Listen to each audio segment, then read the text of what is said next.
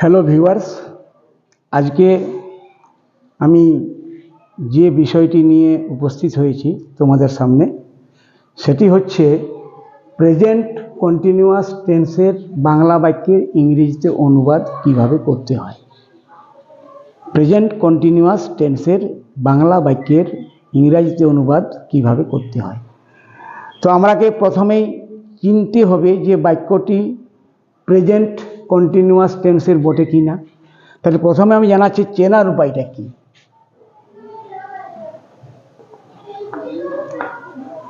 চেনার উপায়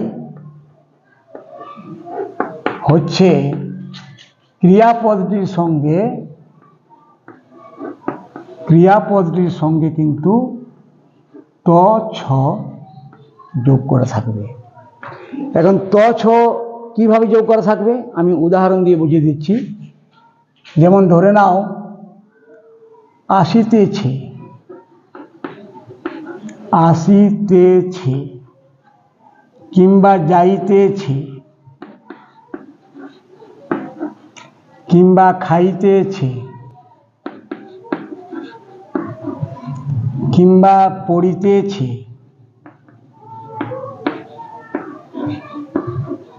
কিংবা লিখিতেছে, কিংবা দৌড়িতেছে,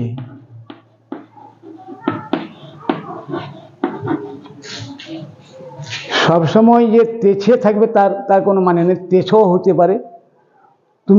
তুমি আসিতেছ, সে যাইতেছে, আমি খাইতেছি, অর্থাৎ তেছ, তেছি, তেছে বা ভদ্র ভাষায় তেছেন ইত্যাদি যদি যোগ করা থাকে কোনো ক্রিয়ার সঙ্গে, যদি তেছ, তেছে, তেছি, তেছেন, মানে মূল হচ্ছে ত এবং ছ, মূল হচ্ছে ত এবং ছ, ত এবং ছ, ত এবং ছ, ত এবং ছ, ত এবং ছ, ত এবং ছ, ত এবং ছ, এইরকম যদি মূল ক্রিয়ার সঙ্গে ত ছ যোগ করা থাকে তাহলে ধরে নিতে হবে সেই বাক্যটি হচ্ছে প্রেজেন্ট কন্টিনিউয়াস টেন্সে। তাহলে চেনা হয়ে গেল। এরপর ট্রান্সলেশন করার নিয়মটা কি। তাহলে ট্রান্সলেশন করার নিয়মটি, ট্রান্সলেশন করার নিয়মটি কি না, নিয়মটি হচ্ছে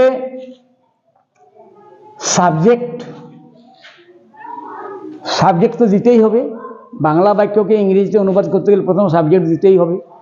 সাবজেক্টের পরে কিন্তু ইজ কিংবা এম কিংবা আর, এই তিনটি অক্সিলারি ভার্বের মধ্যে একটি অক্সিলারি ভার্বকে নিতে হবে এবং তারপরে দিতে হবে V4। V4 মানে কি না, ভার্বের সঙ্গে যে আইএনজি যুক্ত করা থাকে সেটিকে বলা হয় V4 ফর্ম। তাহলে V4 ফর্মটি মানে আইএনজি যোগ করা থাকবে এবং মূল ক্রিয়াটি কিন্তু তোমাকে জেনে নিতে হবে। যেমন আসিতেছে মূল ক্রিয়া হচ্ছে আসা, তার সঙ্গে আছে ত ছ। যাইতেছে মূল ক্রিয়াটি হচ্ছে যাওয়া, তার সঙ্গে ত ছ। খাইতেছে মূল ক্রিয়াটি হচ্ছে খাওয়া, তার সঙ্গে ত ছ। পড়িতেছে হচ্ছে মূল ক্রিয়াটি হচ্ছে পড়া, তার সঙ্গে ত ছ। লিখিতেছে মূল ক্রিয়াটি লেখা, তার সঙ্গে ত ছ। দৌড়িতেছে মূল ক্রিয়াটি হচ্ছে দৌড়া, তার সঙ্গে ত ছ। ঠিক আছে। তাহলে এ হচ্ছে নিয়ম।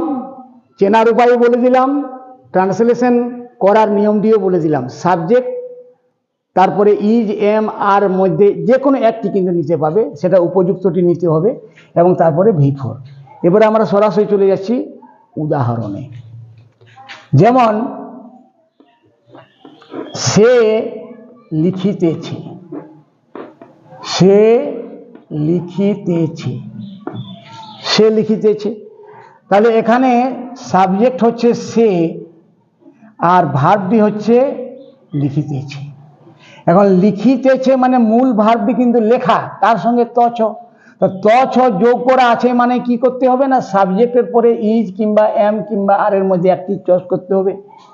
তাহলে সের ইংরেজি হি, এবারে হি এর ক্ষেত্রে ইজ হয় না, এম হয় না, আর হয়, সেটি তোমরা নিশ্চয়ই জানো যে হি এর ক্ষেত্রে ইজ হয়। তাহলে হি ইজ, এরপরে কি করতে হবে V4, তাহলে লেখার ইংরাজি রাইট, রাইট আর WRIT, এর সঙ্গে আইএনজি যোগ করতে হবে, কিন্তু খেয়াল রাখবে রাইটের সঙ্গে যখন আইএনজি যোগ করবে তখন কিন্তু ইটি হবে না, এই বানানটি হবে। তাহলে হি ইজ রাইটিং, সে লিখিতেছে। এবারে এরপর তুমি বাক্যটিকে নিজের খেয়াল খুশি মতো আরো লম্বা লম্বা করতে পারো। যেমন আমি বলছি যে সে এখন তার বাবাকে একটি চিঠি লিখিতেছে। সে এখন তার বাবাকে একটি চিঠি লিখিতেছে। বাক্যটি যত বড়ই হোক না কেন, মূল যে তিনটি অংশ subject plus verb plus object, তাহলে এখানে দেখো এখানে মাত্র দুইটি শব্দ ছিল, এখানে 1 2 3 4 5 6 7টি শব্দ রয়েছে, গাড়াবার কিচ্ছু নেই। তুমি আগে সাবজেক্ট এবং ভার্ব এটিকে লেখো। তাহলে সাবজেক্ট হচ্ছে সে কে লিখছে না সে লিখছে, তাহলে এটা হচ্ছে সাবজেক্ট। সে কি করছে না লিখিতেছে, তাহলে এটি হলো ভার্ব। তাহলে এই দুটো অংশের আগে ইংরেজিতে অনুবাদ করে নাও। তাহলে সে লিখিতেছে, সে লিখিতেছে কি হয়ে গেল হি ইজ রাইটিং, কারণ লিখিতেছে লেখাটা মূল ক্রিয়া, তার সঙ্গে তছ, আর মূল ক্রিয়ার সঙ্গে তছ থাকলেই ইজ এম আর V4। এর আগে আমি যেমন বলেছিলাম present indefinite, past indefinite, future indefinite টেন্সের যে বলেছিলাম যে প্রত্যেকটা প্রকারের টেন্সের যে মূল নিয়মগুলো সেটি হচ্ছে যেমন পাস্ট ইনডিফিনাইট মূল ক্রিয়ার সঙ্গে ল যোগ করা থাকবে, খেলো, গেল, এলো, পড়লো, লিখলো, তাহলে ল যোগ করা থাকবে। ফিউচার ইনডিফিনাইটের নিয়মগুলো হচ্ছে ক্রিয়ার সঙ্গে ব যোগ করা থাকবে। এর আগে আমি ভিডিওতে দিয়েছি, তোমরা দেখে নেবে সেই ভিডিওগুলো। তাহলে ক্রিয়ার সঙ্গে যদি ব যোগ করা থাকে তাহলে কি হবে সেল উইল V1, তাহলে এগুলো তোমরা মুখস্থ করে রাখবে। ল যোগ করা থাকলেই হবে V2, ব যোগ করা থাকলেই হবে sell will V1, sell will V1। ঠিক সেই রকম এখানে তছ যদি যোগ করা থাকে তাহলে হবে ইজ এম আর V4। ঠিক আছে, তাহলে এই যে তছ, তছ থাকলে এখানে লিখিতেছি লেখার সঙ্গে তছ, তার মানে কি হবে রাইটের V4 ফর্মটি, তার মানে আইএনজি যুক্ত ফর্মটি, তাহলে হবে হি ইজ, এটা ইজ দিতেই হবে, ইজ দিতেই হবে। তছ থাকলে ইজ এম আর V4, তাহলে ইজ দেওয়া লাগবে এখানে। হি is writing, he is writing, এবার কি লিখছে একটি চিঠি, এ লেটার। কাকে লিখছে না তার বাবাকে, to his father, to his father. তাহলে দেখো আমরা এত বড় একটা বাক্যকে আমরা ইংরেজিতে খুব সহজেই অনুবাদ করে নিলাম। ঠিক আছে, এখন আমাদের যেহেতু আজকের বিষয়টা মানে অ্যাফার্মেটিভও বটে, নেগেটিভ, ইন্টারোগেটিভ, ইন্টারোনেগেটিভ, মানে 4 রকমেরই বাক্যের আমরা উদাহরণ নিয়ে আমি আজকে উপস্থিত হয়েছি, তো আমি এক এক করে তোমরাকে সেটা বুঝিয়ে দিচ্ছি। তাহলে হয়ে গেল। এরপর দেখো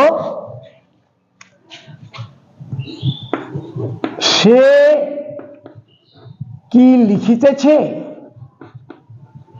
সে কি লিখিতেছে, এই প্রশ্নটি করা হলো। এখন দেখো এটা প্রশ্নবোধক বাক্য, ইন্টারোগেটিভ সেন্টেন্স। তো ইন্টারোগেটিভ সেন্টেন্সকে করতে গেলে আগে তোমাকে অ্যাফার্মেটিভ করে নাও। অ্যাফার্মেটিভ করতে গেলে কি করতে হবে, একটি শব্দকে তুমি ঢেকে দাও, এই কিটাকে ঢেকে দাও। দেখো লেখা ছিল সে কি লিখিতেছে, আমি যদি কিটাকে ঢেকে দিলাম তাহলে কি দেখতে পাচ্ছি, সে লিখিতেছে, তাহলে হা বোধকের হয়ে গেল। তাহলে সে লিখিতেছে খুব সহজে তোমরা করতে পারবে। সাবজেক্ট হি, লিখিতেছি মানে লেখার সঙ্গে তচ, লেখার সঙ্গে তচ মানে ইজ আমার V4, তাহলে এখানে হি ইজ। রাইট মানে লেখা, তার সঙ্গে আইএনজি যোগ করে দাও, হি is writing, he is writing. এখন বাংলা বাক্যটি কিন্তু ছিল না যে সে লিখিতেছে, বাংলা বাক্যটি ছিল সে কি লিখিতেছে, তার মানে সে লিখিতেছে কি না, এটিই বলা হয়েছে, এটিই প্রশ্ন করা হচ্ছে। তাহলে এই ধরনের যদি হয়, তাহলে যদি প্রশ্নটির বাক্যের প্রশ্নটি যদি উত্তর হ্যাঁ কিংবা নাতে দেওয়া যায়, তাহলে কিছুই করতে হবে না, কিছুই করতে হবে না, কেবল অক্সিলারি ভার্বটিকে বাক্যের প্রথমে এনে দাও, বাস কাজ শেষ। তাহলে সে লিখিতেছে, হি ইজ রাইটিং, সে কি লিখিতেছে, উত্তরটি হ্যাঁ কিংবা নাতে দেওয়া যাচ্ছে, তাহলে কিছুই করতে হবে না, অক্সিলারি ভার্বটিকে বাক্যের প্রথমে নিয়ে এসো, তাহলে হয়ে গেল is he writing, is he writing, সে কি লিখিতেছে। আবার দেখো সে